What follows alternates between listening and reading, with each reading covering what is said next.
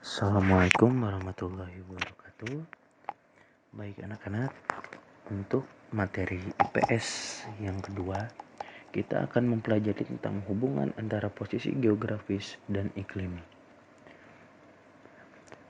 Selanjutnya, kalian akan mempelajari terlebih dahulu tentang peredaran semu matahari tahunan. Peredaran semu matahari adalah gerakan semu matahari dari khatulistiwa menuju garis lintang balik utara. Posisinya itu 23,5 lintang utara. Lalu kembali ke khatulistiwa dan bergeser menuju ke garis lintang balik selatan 23,5 lintang selatan dan kembali lagi ke khatulistiwa. Nah, gambar di bawah ini merupakan peredaran matahari semu tahunan yang nanti akan kita bahas untuk menentukan musim hujan dan musim kemarau di Indonesia.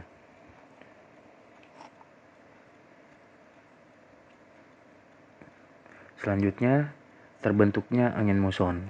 Seperti yang sudah Bapak jelaskan minggu kemarin, angin muson di Indonesia itu ada dua, yaitu angin muson barat dan angin muson timur. Nah, biasanya untuk angin muson barat itu dipakai untuk pelayaran, untuk nelayan, cari ikan dengan kapal-kapal besarnya untuk berlayar ke daerah Australia, perbatasan antara Indonesia dan Australia. Nah, ini untuk angin muson barat, yaitu angin yang bertiup dari Asia ke Australia. Bertiup setiap bulan Oktober sampai bulan April, saat kedudukan semu matahari di belahan bumi selatan. Kalian bisa lihat gambar di slide sebelumnya. Kedudukan matahari berada di belahan bumi selatan. Nah, yang menandakan musim hujan. Jadinya musim hujan di Indonesia. Lalu angin muson timur. Angin muson timur itu biasanya dipakai untuk para pelayar dan nelayan-nelayan dengan kapal-kapal besarnya untuk kembali lagi ke Indonesia, kembali lagi ke tempat asalnya, memakai angin muson timur. Angin muson timur itu angin yang bertiup dari Australia ke Asia. Bertiup mulai bulan April sampai bulan Oktober, di mana kedudukan semu matahari di belahan bumi utara. Nah, ketika kedudukan semu matahari berada di belahan bumi utara, maka Indonesia terjadi musim kemarau. Nah, untuk selanjutnya, ini merupakan gambar pola pergerakan angin muson barat dan angin muson timur. Kalian lihat sendiri, angin muson barat, anginnya bertiup dari benua Asia ke arah Australia.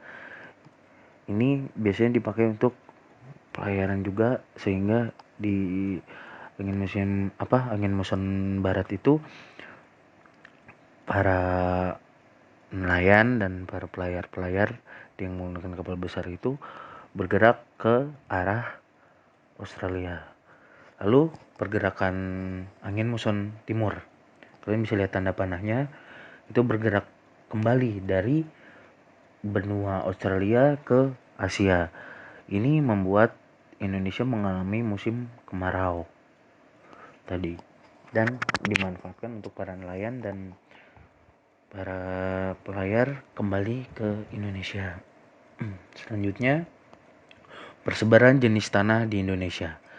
Nah, jenis tanah di Indonesia ini ada 9 macam-macamnya. Itu ada tanah aluvial yang pertama. Tanah aluvial itu merupakan tanah yang berasal dari sedimen lumpur yang dibawa oleh air sungai. Tanah ini merupakan hasil erosi yang kemudian diendapkan bersama dengan lumpur sungai. Ciri khas dari tanah aluvial adalah memiliki warna yang kelabu dan sifatnya subur. Tanah yang berada di bawah ya, yang kelabu itu tanahnya jenisnya warnanya seperti keabu-abuan dan itu subur. Umumnya tanah aluvial ditemukan di wilayah dataran rendah. Di Indonesia, tanah aluvial banyak ditemukan di wilayah timur Sumatera, bagian utara Jawa, Kalimantan bagian selatan dan tengah, serta bagian utara dan selatan Papua. Yang kedua ada tanah vulkanis. Tanah vulkanis merupakan tanah yang berasal dari abu gunung api atau vulkanis, atau material letusan gunung api yang sudah mengalami pelapukan.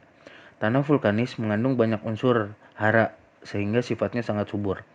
Nah, jadi ketika tanah-tanah yang berasal dari letusan gunung api itu bisa dipastikan sangat subur. Jadi kalian ingin bercocok tanam di tanah vulkanis bekas letusan gunung itu sudah pasti akan tumbuh subur. Nah, karena subur, tanah ini baik dan sering digunakan sebagai ladang pertanian. Tanah vulkanis banyak ditemukan di wilayah Jawa, terutama Bandung dan Garut, Bali, dan Sumatera di sekitaran Danau Toba. Nah, untuk di wilayah Bandung dan Garut itu letusan gunung dari gunung yang berada di Tasikmalaya ya, Gunung Galunggung itu meletus dan abu vulkaniknya itu dan hasil letusan vulkaniknya itu sampai ke daerah Garut dan Bandung. Itu. Selanjutnya ada tanah humus. Tanah humus itu bunga tanah. Tanah humus adalah jenis tanah yang muncul akibat tumbuh-tumbuhan yang membusuk. Berbagai tumbuhan yang membusuk ini membuat tanah humus mengandung unsur hara yang tinggi. Artinya tanah ini pun bersifat sangat subur. Tanah humus juga sering digolongkan dalam kategori tanah organosol atau yang berasal dari bahan organik. Hanya saja pembusukan dari bahan organik ini terjadi secara sempurna sehingga sifatnya menjadi sangat subur. Tanah humus banyak terdapat di Pulau Sulawesi, Sumatera, Jawa Barat, Kalimantan, dan Papua. Tanah jenis ini sangat cocok untuk ditanami tanaman padi, nanas, dan kelapa. Nah, tanah humus ini asalnya berarti dari tumbuhan-tumbuhan yang membusuk. Jadi tumbuhan-tumbuhan yang telah mati, membusuk, terurai dengan tanah, jadilah tanah humus. Yang keempat ada tanah organosol, yaitu tanah gambut. Tanah organosol juga sering dikenal dengan sebutan tanah gambut. Tanah ini terbentuk dari proses pelapukan bahan-bahan organik, seperti dari sisa pembusukan tanaman, rawa. Pembusukan bahan organik yang terjadi pada tanaman ini terjadi kurang sempurna karena selalu tergenang air. Jadi tanah-tanah yang berada di rawa-rawa itu disebutnya tanah gambut. Tapi prosesnya itu kurang sempurna ya, karena selalu tergenang dengan air. Karena pembusukan yang terjadi kurang sempurna, tanah gambut cenderung bersifat asam, sehingga sangat asam. Karena selalu tergenang air, jenis tanah gambut ini kurang baik untuk wilayah pertanian, untuk bercocok tanam. Tanah gambut banyak terdapat di daerah pasang surut seperti di Papua bagian barat, Kalimantan Barat, Sumatera bagian timur, di Jawa, lalu pantai barat Sumatera dan pantai Kalimantan Timur. Selanjutnya yang kelima ada jenis tanah podzolik merah kuning. Tanah podzolik merupakan tanah yang proses pembentukannya dipengaruhi oleh curah hujan yang tinggi serta suhu yang rendah. Ciri khas tanah podzolik adalah kandungan unsur haranya sangat sedikit, bersifat basa jika terkena air, mengandung kuarsa, bersifat tidak subur serta memiliki warna merah sampai kuning. Jadi kalau kalian melihat tanah yang berwarna merah kekuning-kuningan atau bahkan sampai warna kuning, itu adalah tanah podzolik. Tanah podzolik cocok ditanami dengan tanaman kopi, karet, teh. Nah, daerah persebaran tanah ini biasanya berada di pegunungan tinggi, ada di dataran tinggi, di dekat gunung. Ya, daerah dekat gunung, di bagian pegunungan di atasnya, di wilayah Sumatera, Sulawesi, Jawa Barat, Maluku, Kalimantan, dan Papua. Yang keenam ada tanah kapur. Tanah kapur merupakan jenis tanah di Indonesia yang berasal dari batuan kapur. Tanah kapur bersifat tidak subur. Meski demikian, tanah ini masih bisa ditanami tanaman seperti pohon jati. Tanah kapur banyak terdapat di daerah Blora, Pegunungan Kendeng, serta Pegunungan Seribu, Yogyakarta. Tanah kapur juga bisa dibagi dalam 2 kelompok, yaitu tanah renzina dan tanah mediteran. Tanah renzina merupakan jenis tanah kapur yang berasal dari hasil proses pelapukan batuan kapur yang terjadi di daerah dengan curah hujan tinggi. Karena tanah ini memiliki ciri khas warna hitam yang miskin zat hara. Sebagian besar tanah renzina ditemukan di daerah berkapur seperti Gunung Kidul, Yogyakarta. Sedangkan tanah mediteran merupakan jenis tanah kapur yang terjadi dari hasil proses pelapukan batuan kapur keras dan batuan sedimen.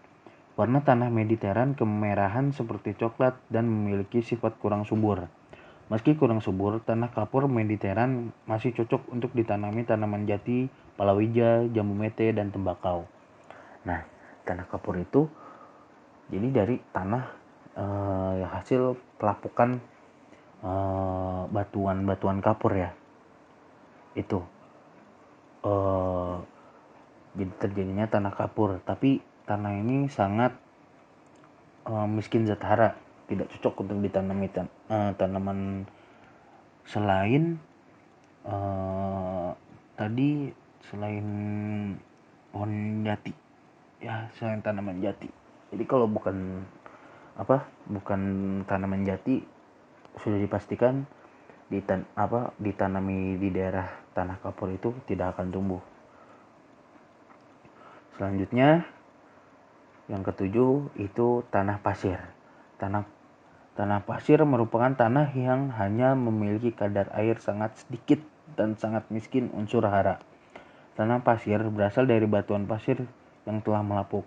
Tanah ini banyak ditemukan di wilayah-wilayah pantai yang disebut sand dune atau bukit pasir.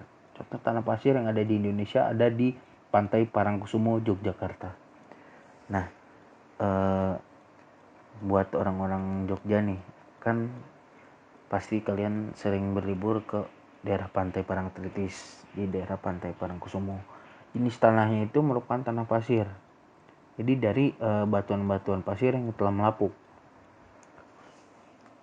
Untuk selanjutnya tanah pasir ini tidak bisa ditanami oleh tumbuhan jenis apapun. Selanjutnya ada tanah laterit. Tanah laterit merupakan jenis tanah yang sifatnya tidak subur atau bahkan dapat dikatakan sudah hilang kesuburannya. Ini karena kedalaman tanah laterit banyak terkandung zat besi dan aluminium. Kandungan unsur hara dalam tanah ini sudah hilang karena terlarut oleh curah hujan yang tinggi. Tanah laterit juga bersifat kering dan tandus. Warna tanah ini kekuningan sampai merah, sehingga tanah laterit juga sering disebut sebagai tanah merah. Tanah ini banyak ditemukan di wilayah Jawa Barat, Sulawesi Tenggara, hingga Kalimantan Barat. Ini tanahnya berwarna sangat merah itu masuknya jenis tanah laterit. Di situ sudah dipastikan tidak bisa ditanami oleh pepohonan apapun atau tanaman-tanaman yang lain. Yang terakhir ada tanah litosol. Tanah litosol merupakan jenis tanah yang terbentuk dari proses pelapukan batuan beku dan sedimen. Tanah litosol memiliki ciri khas butiran kasar berupa kerikil. Tanah ini sangat miskin unsur hara, sehingga tidak subur dan kurang baik untuk pertanian. Karena sifat tanahnya yang kurang subur, tanah ini hanya cocok untuk ditanami tanaman-tanaman besar di hutan. Tanah litosol banyak ditemukan di daerah Pulau Sumatera, Jawa Timur, Jawa Tengah, Nusa Tenggara, Maluku Selatan, dan Papua.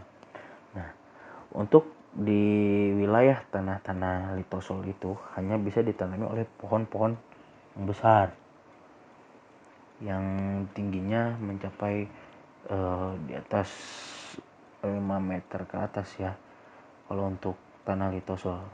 Jadi untuk jenis tanah litosol itu yang ingin ditanami padi, pohon jambu, pohon nangka itu nggak bisa. Ya baik, terima kasih atas perhatiannya. Jika ada pertanyaan, silahkan kalian bisa chat ke WhatsApp Bapak untuk menanyakan materi ini jika kurang mengerti. Baik, terima kasih atas perhatiannya. Wassalamualaikum warahmatullahi wabarakatuh.